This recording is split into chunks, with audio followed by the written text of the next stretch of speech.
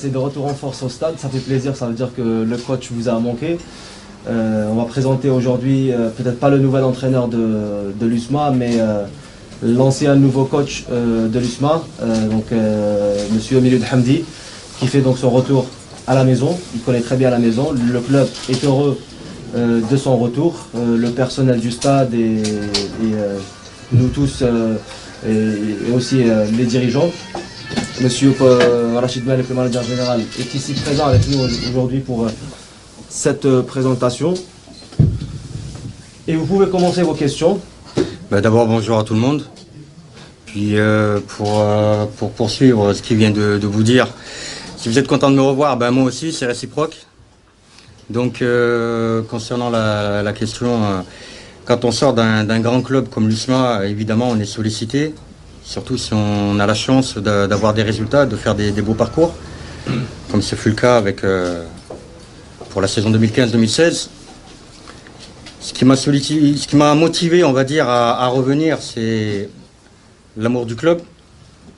Je reviens donc en Algérie, un pays que j'aime beaucoup, un club de l'USMA que j'aime aussi beaucoup, avec sa galerie de supporters qui est magnifique. Je ne pouvais pas ne pas en parler aujourd'hui. Le club m'a tendu la main quand je suis rentré d'Arabie Saoudite.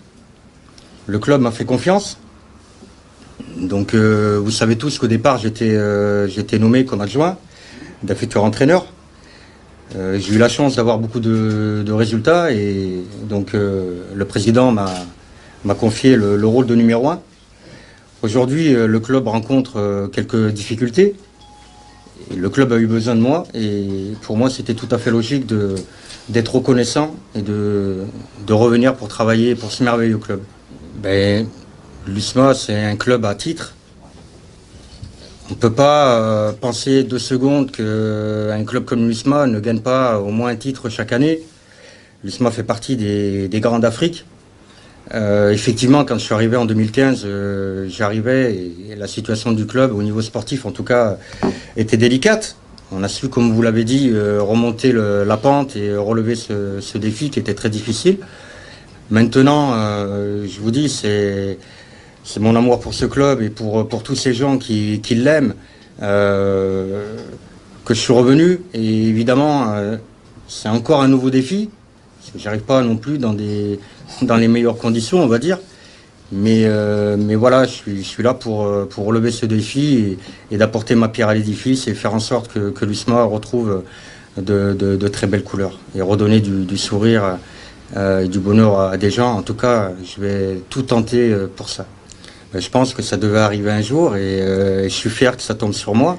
Je pense aussi qu'il y a peut-être certains entraîneurs qui auraient voulu revenir dans ce club. Parce que quand on est passé par le club de l'USMA, on se rend compte qu'en fait, c'est une vraie famille. Et pour tout vous dire, j'ai l'impression d'avoir manqué une semaine et d'être revenu. J'ai pas l'impression d'être parti un an et des poussières. Donc, si je suis le premier entraîneur à revenir, tant mieux. Et ça me touche et ça fait plaisir. Oui, mais les records sont faits pour être battus. Donc, si on termine sur une finale de Ligue des Champions, ça veut dire qu'un jour l'USMA peut la remporter. C'est un record qui sera battu parce que nous on a atteint la finale malheureusement avec un échec au bout. Mais les records sont faits pour être battus, donc faut travailler et faire en sorte de les battre. C'est pas toujours facile, mais on est là pour ça avec tout le staff. Le titre est plus que jouable. Même avec 12 points de retard. Mais vous oubliez 3 matchs de retard. Il y a peut-être 12 points, mais il y a 3 matchs de retard. Alors évidemment, c'est des matchs de retard, mais c'est des matchs qu'il faut gagner. Maintenant, moi, je suis quelqu'un de très optimiste. Je ne parle pas de manière négative. Dans le football, tout est possible. Et même si j'étais arrivé avec 20 points de retard et 3 matchs de retard, pour moi, c'est toujours possible. Le titre, tant qu'on ne l'a pas donné à l'équipe en fin de match retour, il faut y croire. Maintenant, dans un premier temps, avec les joueurs, avec le staff, on va travailler pour réduire cet écart. On va tout faire pour, en tout cas. Et on va essayer d'aller le plus loin possible, de poser des gros problèmes aux équipes de tête. Après, il faut bien vous dire que toutes les équipes rencontrent des coups de moins bien dans la saison. On ne peut pas avoir un niveau de performance voilà, de la première à la dernière journée. Et c'est là où la plupart des équipes rattrapent leur retard. Dans ces moments-là, c'est pour moi plus qu'évident que ce soit un avantage. Parce que c'est des joueurs que j'ai côtoyés pendant voilà, toute une saison, avec qui j'ai gagné un titre et fait cette fabuleuse finale de Ligue des Champions. Donc c'est un moment gravé dans ma vie. Maintenant, je connais les forces et les qualités et les faiblesses de quasiment tous mes joueurs. Et il faut savoir que même les joueurs qui sont venus aujourd'hui retrouver l'effectif de l'USMA, c'est des joueurs que je connais, même si j'ai pas eu ces joueurs-là sous mes ordres. Mais c'est des joueurs que je connais, évidemment. Donc j'arrive pas dans l'inconnu. Et c'est aussi intéressant parce que c'est un club que j'ai côtoyé, donc je connais tous les dirigeants, je connais tous ces gens qui travaillent pour le club. Donc oui, c'est un avantage. Ça ne veut pas dire que c'est facile pour obtenir des résultats, non. C'est un avantage dans l'intégration pour travailler, voilà, c'est bien sûr. Et concernant l'actuel effectif, est-ce que vous avez... Oui, j'ai répondu, bien sûr, bien sûr. Aussi bien les joueurs avec lesquels j'ai travaillé que ceux qui sont venus prendre le train en marche, qui sont venus rejoindre le club. Bien sûr, je connais la quasi-totalité des joueurs. Il n'y a pas un joueur aujourd'hui dont je ne connais pas le nom ou les qualités. Oui, je connais quasiment tous les joueurs. Mais déjà, la première information, c'est qu'il me semble que l'entraîneur Paul Put est resté pas mal de temps. Non, vous parlez de l'instabilité des staffs techniques. En général. Vous parlez de l'instabilité des staffs techniques. Alors donc déjà, je pense que l'entraîneur Paul Put n'est pas resté 2 mois à l'USMA, il est resté 1 an et plus. Donc si on a affaire à un club qui est instable au niveau des staffs techniques, là on serait déjà au 8e entraîneur depuis le début de la saison. Et je crois savoir qu'à l'heure où je vous parle, il y a des clubs qui ont déjà ce triste record. Il y a déjà aujourd'hui des clubs en première division qui ont depuis le mois de juillet 5-6 entraîneurs. C'est pas le cas de l'USMA. Et maintenant, qui vous prouve que dans mon contrat, il n'y a pas marqué jusqu'à juin 2018, plus 1 an, une option d'1 an, ou plus... vous voyez?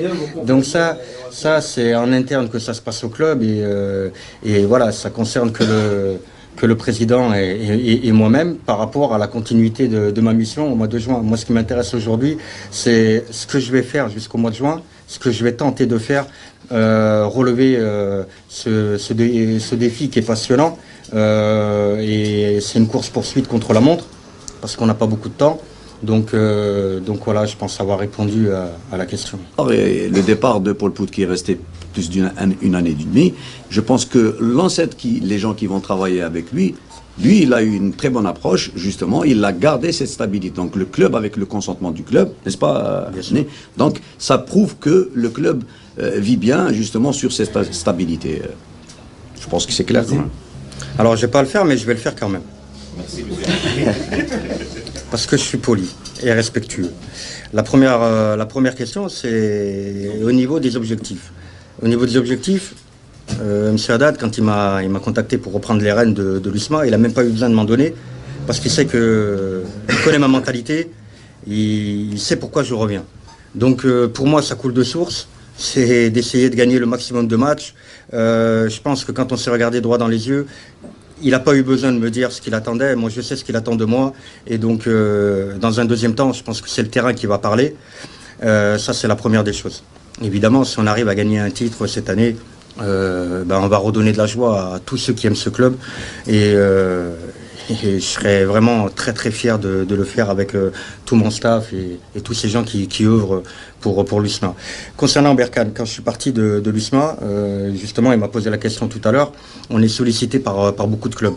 Donc moi, on va dire grâce à l'USMA et ce fabuleux parcours, j'ai été sollicité par beaucoup de clubs, aux Émirats, en Arabie Saoudite, au Qatar, et c'était vraiment des contrats très intéressants financièrement.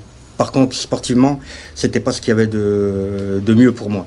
Donc je voulais pas m'égarer, et j'ai voulu garder le côté projet sportif et grandir et continuer d'être dans une ligne de conduite qui est la mienne, aller dans des clubs où on peut gagner des titres. Donc tout s'est bien passé. Le président de Berkane, il faut savoir que c'est le président de la Fédération marocaine de football, c'est le ministre de l'économie et des finances, donc c'est pas rien non plus.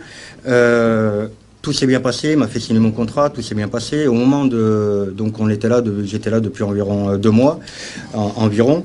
Et en fait, pour tous les gens qui ne le savent pas, au Maroc, ils ont instauré une histoire de CAF A pour entraîner les Ligue 1. Alors que moi, apparemment c'est UEFA Pro. Non, aujourd'hui c'est la CAF A.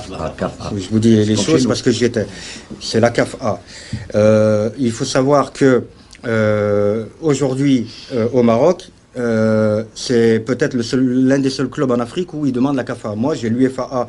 Et je vais être très clair aujourd'hui parce que j'entends que des conneries à mon sujet. Le coach, il n'a pas d'entraîneur, il n'a pas de diplôme. Le coach, c'est un préparateur physique. Ça fait maintenant, alors aujourd'hui, on va être à la 3e année. Ça fait 3 ans que je vais le dire à voix haute. Le coach est diplômé et je ne suis pas un préparateur physique. Je suis un entraîneur. Maintenant, là aujourd'hui, je le dis, mais ça va servir à rien, je le sais d'avance, parce que ça va continuer à raconter n'importe quoi à mon sujet. Donc, j'ai une licence UEFA A, ce qui n'est pas rien, qui est modestement, beaucoup plus élevée qu'une CAF A, qui n'a rien à voir avec une CAF A, parce que j'ai quand même passé des diplômes avec Laurent Blanc, voilà, avec des gens très connus qui ont passé des diplômes avec moi à Clairefontaine. Donc, moi, la CAF A, il fallait que je fasse simplement une équivalence de l'UEFA A avec une CAF A. Donc, c'est une démarche administrative que j'ai pas voulu faire parce qu'à l'intérieur du club, il s'est passé des choses dont je n'étais pas du tout d'accord en interne. Donc, c'est aussi simple que ça. Le président m'a demandé de rester, de continuer ma mission. Malheureusement, c'est pas avec lui qu'il y a eu le souci, pas du tout, parce qu'avec lui, je m'entendais très très bien. C'est en interne, des gens qui travaillent avec moi dans ce club, où je n'étais pas du tout d'accord avec la politique du club et certaines choses qui, voilà, j'étais pas en adéquation avec mes principes de... Donc, il y avait 2 solutions. Ou je reste et je gagne mon argent, je le garde et je dis rien et j'accepte. Et je fais mon côté administratif, je récupère ce document qui est une CAF A, bon, à la rigueur, qui n'est pas grand-chose.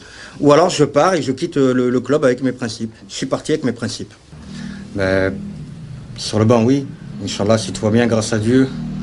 Donc on ne sait jamais ce que demain sera fait. Donc si Dieu m'en donne l'occasion, oui, je serai sur le banc. Ensuite, je n'ai jamais lâché des yeux l'USMA. Peu importe l'endroit où je me trouvais. Donc j'étais tout le temps informé. C'est vraiment un club où j'ai passé de très très bons moments avec des gens vraiment très bien. Donc j'ai quasiment tout le temps suivi l'actualité de ce club. Et évidemment, les résultats. J'ai regardé pas mal de matchs. Après, j'arrive pas en disant que j'ai la science infuse et que... Pas du tout. Chaque entraîneur a une sensibilité vis-à-vis de son groupe, vis-à-vis de ses joueurs. Vous allez prendre un joueur et vous allez le montrer à 10 entraîneurs. Il y en a 3 qui vont dire il est mauvais, 4 qui vont dire c'est une bombe atomique, il est super fort, d'autres qui vont dire bof. Donc ça dépend, c'est comme les goûts et les couleurs, ça se discute pas. C'est la sensibilité de l'entraîneur. Maintenant évidemment que j'ai ma vision des choses, ma philosophie de jeu, mes méthodes de travail.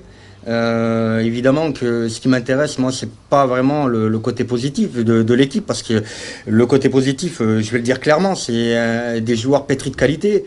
À l'USMA, on sait qu'il y a un vivier de joueurs qui est énorme et on sait qu'à tout moment, cette équipe peut battre n'importe qui. Hein. Voilà. Maintenant, je vais mettre mes idées en place et tenter d'emmener le club là où il doit être. Je crois savoir qu'il y a des joueurs qui étaient titulaires à part entière avec moi et qui sont remplaçants aujourd'hui. Déjà, ça c'est le premier point. C'est pour moi l'inverse. C'est l'inverse.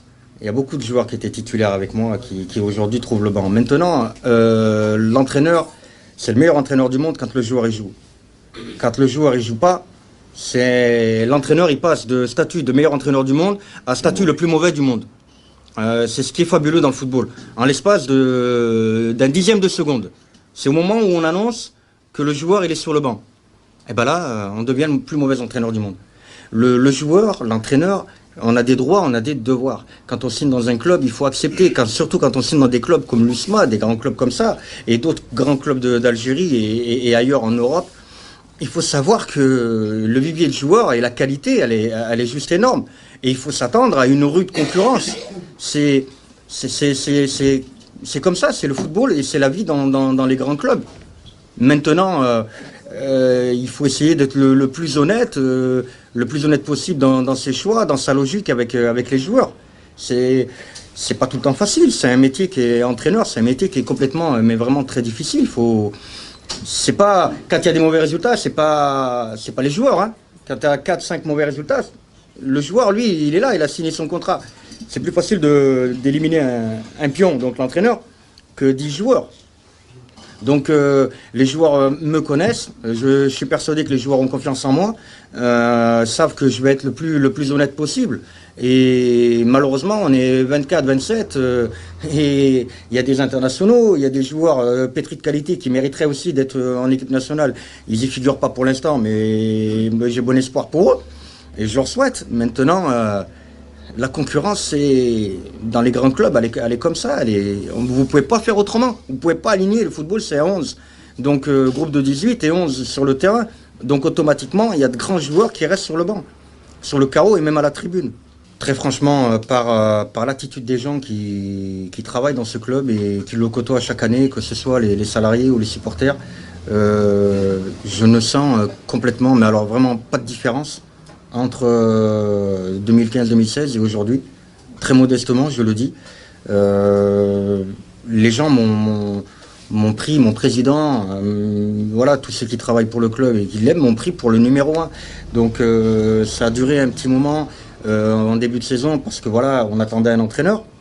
Mais tout de suite, quand on est rentré dans le vif du sujet avec la Ligue des Champions et qu'on a eu les résultats que vous connaissez, j'ai fini numéro 1 fort logiquement, mais aujourd'hui, comme vous le dites, j'arrive en A, il n'y a pas de... Il y a numéro 2, il y a un autre entraîneur. Non, j'arrive vraiment en A, je ne sens pas de différence parce qu'on m'a respecté, on m'a traité comme le numéro 1, donc en 2015-2016. Maintenant, le match de la Saoura, ça va être un match très compliqué, on le sait. C'est une équipe deuxième du championnat, c'est une équipe qui est très à l'aise à la maison, mais bon, qui a un peu des difficultés à l'extérieur.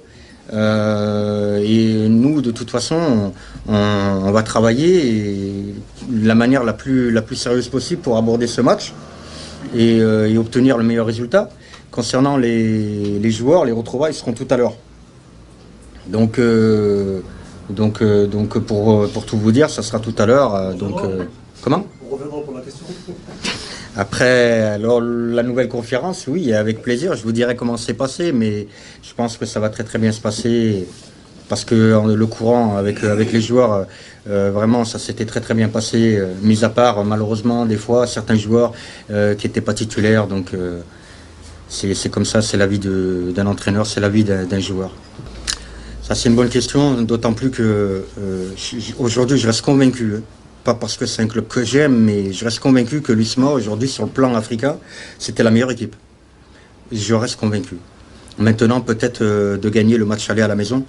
Et très franchement, je suis très mal placé pour parler parce que moi-même, j'ai perdu contre le TP Mazembe. Même si on a eu des joueurs suspendus, c'est pas une excuse. Moi-même, je suis mal placé parce qu'on a perdu le match aller contre le TP Mazembe. Mais très franchement, je pense que l'USMA a vraiment déjà un plus bel effectif que celui du WAC. Et j'étais persuadé, moi, comme beaucoup de personnes, que l'USMA allait aller en finale, voire gagner cette Ligue des Champions, d'autant plus que l'USMA élimine quand même le Zamalek, un grand d'Afrique, c'est pas rien. Il a fallu ça, il faut gagner. Quand on joue une Ligue des Champions, il faut gagner le match aller, c'est une règle d'or. Il faut gagner le match aller. Si on ne gagne pas le match aller à la maison, à l'extérieur, c'est très très difficile. Très très difficile. Merci à vous.